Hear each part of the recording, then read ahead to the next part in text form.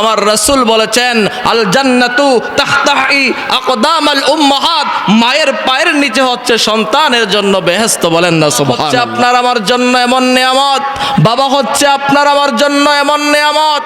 আল্লাহর নবী মুহাম্মদুর রাসূলুল্লাহ সাল্লাল্লাহু আলাইহি ওয়াসাল্লাম বলে, ও আমার সাহাবীরা, ও আমার সাহাবীরা, শুনো শুনো শুনো, কোন সন্তান যদি তার পিতামাতার দিকে রহমতের দৃষ্টি দিয়া, মায়ার দৃষ্টি দিয়া, মহব্বতের দৃষ্টি দিয়া মা বাবার চেহারার দিকে তাকাইবে, আমার আল্লাহ পাক রব্বুল আলামিন ওই সন্তানের আমল নামায় একটি কবুল হজের সওয়াব দান করে দিবে। বলেন আল্লাহু আকবার। সাহাবীরা প্রশ্ন করে, ইয়া রাসূলুল্লাহ, ইয়া হাবিবাল্লাহ, আমরা যদি আমাদের মায়ের চেহারার দিকে মায়ার নজর দিয়া, দয়ার নজর দিয়া, মোহাব্বতের নজর দিয়া একবার নয় যদি 100 বার যদি আমরা তাকাই, আমাদের আমল নামায় কি সওয়াব আসবে? আমার মায়ার নবী বলে, আল্লাহ মহান, আল্লাহ পবিত্র। বলেন না সুবহানাল্লাহ। আমার আল্লাহ পাক রব্বুল আলামিন দৈনিক যদি 100 বারও তাকাও, আমার আল্লাহ মহান, আল্লাহ পবিত্র, আমার আল্লাহ সেই পরিমাণ সওয়াব দিয়ে দিবে। বলেন না সুবহানাল্লাহ। ज़मीन और ज़मान तुम्हारे लिए, मकीन और मकान तुम्हारे लिए, चुनीन और चुम्हा तुम्हारे लिए, बने दो जहां तुम्हारे लिए। अल्लाह पाकेर दरबारे লাখ কোটি শুকরিয়া জ্ঞাপন করছি যে মহান আল্লাহ তাআলা 3 আর 4টি সম্মানী মাসের মধ্যে একটি মাস হচ্ছে রজব মাস, যেই মাসের মধ্যে প্রায় শেষের দিকে আল্লাহ পাক রব্বুল আলামিন সালাতুল মাগরিবের নামাজের পর এদিনই মজলিসে আজিমুশান নুরানি ইরফানি মাহফিলে আপনাকে আমাকে বসার আসার যেই তৌফিকটুকু দান করে দিয়েছেন, সে বিদায় শুকরিয়া তান উচ্চ আওয়াজে সকলে আবার বলে আলহামদুলিল্লাহ।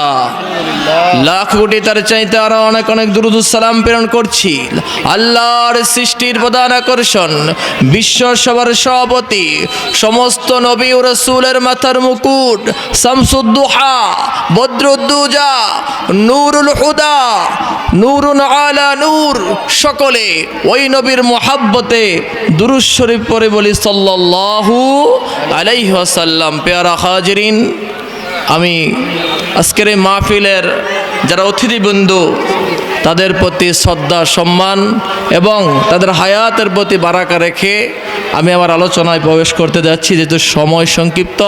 পেয়ারা হাজিরিন, আমি সূরাতুন নিসার অল্প একটু আয়াতে কারিমা আপনাদের সামনে 36 নম্বর আয়াতে কারিমা থেকে সামান্য একটু আয়াতে কারিমা তেলাওয়াত করেছি, যে আয়াতে কারিমার মধ্যে আমার আল্লাহ পাক রব্বুল আলামিন 3টি কথা গুরুত্ব সহকারে ফুটিয়ে তুলেছেন। বলেন না সুবহানাল্লাহ। আমার আল্লাহ পাক রব্বুল আলামিন সূরাতুন নিসার 36 নম্বর আয়াতে কারিমার একাংশে আমার আল্লাহ পাক রব্বুল আলামিন বলে দিচ্ছেন, বিসমিল্লাহির রহমানির রহিম, ওয়া'বুদুল্লাহা ওয়া লা তুশরিকু বিহি শাইআন ওয়া বিল ওয়ালিদাইনি ইহসানা। আমার আল্লাহ পাক রব্বুল আলামিন বলে, ওয়া'বুদুল্লাহ, তোমরা আমি আল্লাহর ইবাদত করো, ওয়ালা তুশরিকু বি, আমি আল্লাহর সাথে কাউকে শরীক করো না। বলেন না সুবহানাল্লাহ। তাহলে ইবাদত করতে হবে একমাত্র কার? আরো জোরে বলেন কার? আবার সেই আল্লাহর সাথে কাউকে শরীক করা যাবে না। আপনাকে আমাকে মনে রাখতে হবে, আল্লাহ ব্যতীত যা কিছু সৃষ্টি করা হয়েছে সব কিছু আল্লাহর সৃষ্টি। তবে আল্লাহর সৃষ্টির মধ্যে শ্রেষ্ঠ হচ্ছে আপনার আমার নবী মুহাম্মদুর রাসূলুল্লাহ সাল্লাল্লাহু আলাইহি ওয়াসাল্লাম। কথা বলেন ঠিক কিনা?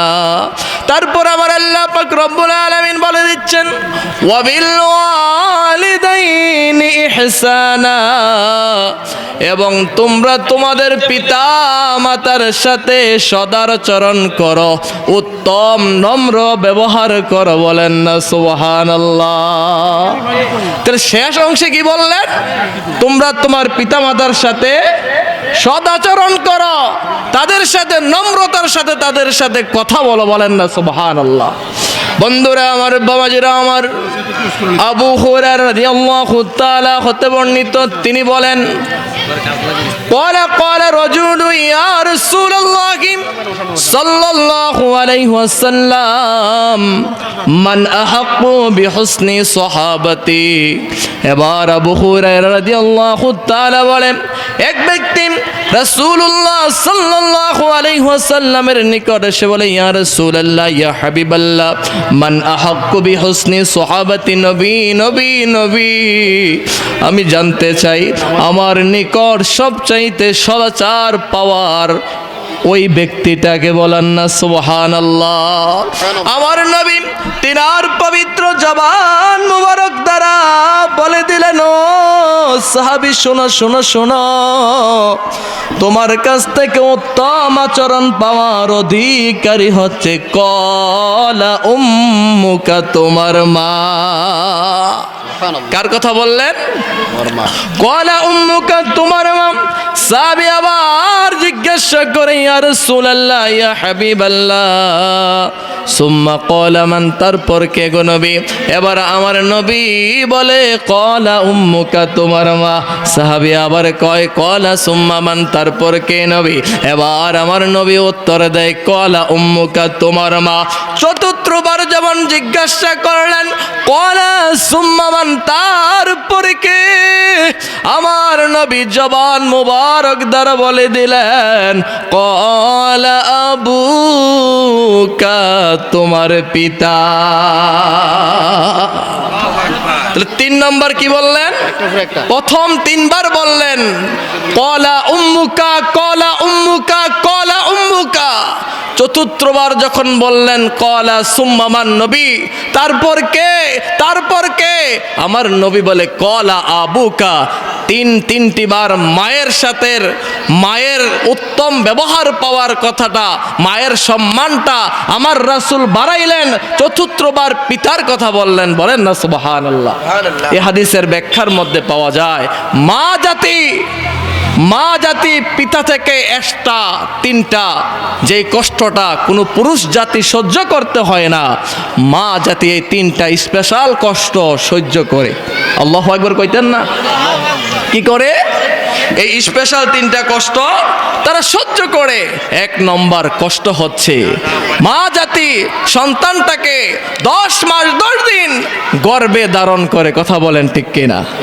যেটা কিনা কোনো পুরুষ জাতিকে করতে হয় না। আপনাদের করতে হইছে? কথা বলেন, করতে হইছে না?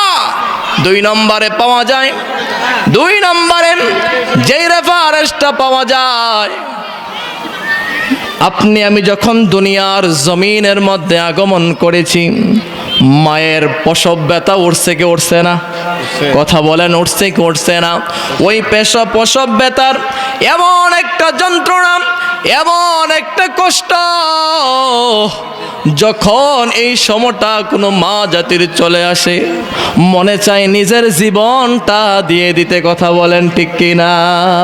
যেই কষ্টটা আপনি আমি কোনো পুরুষ জাতি করি না। কথা বলেন ঠিক কিনা? 3 নম্বরে যে রেফারেন্স, সেটা হলো মা সন্তানটাকে পূর্ণ 2টি বছর দুধ পান করায়। কথা বলেন ঠিক কিনা? যেই কষ্টটাও পুরুষ জাতি করতে হয় না। তারপরও মা জাতির কষ্ট শেষ নাই। এই কনকনে শীত, সন্তান প্রস্রাব করে, এদিক দিয়ে বিজেই দিচ্ছে, মা সন্তানটাকে ডান দিকে নিয়ে যায়, ডান দিকে প্রস্রাব করেছে, বাম দিকে নিয়ে যায়, সন্তান পায়খানা করে, প্রস্রাব করে, বমি করে, মা পাশে শোয়া স্বামী, আমার স্বামী সারাদিন পরিশ্রম করেছে, আমি যদি ডাক দেই, যদি রাত্রটা ঘুমাতে না পারে, কালকে পরিশ্রম করাটা ওনার জন্য কষ্ট হবে। মা জাতি তিনার স্বামীকে পর্যন্ত ডাক দেয় নাই, কথা বলেন ঠিক কিনা? এমনি এমনি আমার রসুল মায়ের সম্মানটা বৃদ্ধি করে নাই। বন্ধুরা আমার, বাবাজিরা আমার, এজন্য মা বাবাকে আপনার আমার নেয়ামত হিসাবে নেওয়ার দরকার আছে না নাই? কথা বলেন আছে না নাই? হচ্ছে আপনার আমার জন্য এমন নেয়ামত, বাবা হচ্ছে আপনার আমার জন্য এমন নেয়ামত।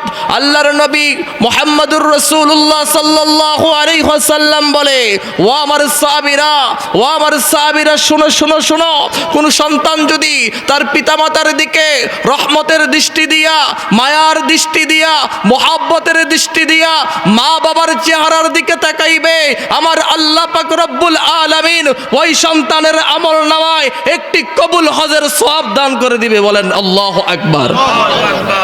সাহাবীরা প্রশ্ন করে, ইয়া রাসূলুল্লাহ, ইয়া হাবিবাল্লাহ, আমরা যদি আমাদের মায়ের চেহারার দিকে মায়ার নজর দিয়া, দয়ার নজর দিয়া, মুহাব্বতের নজর দিয়া একবার নয় যদি 100 বার যদি আমরা তাকাই, আমাদের আমল নামায় কি সব আসবে?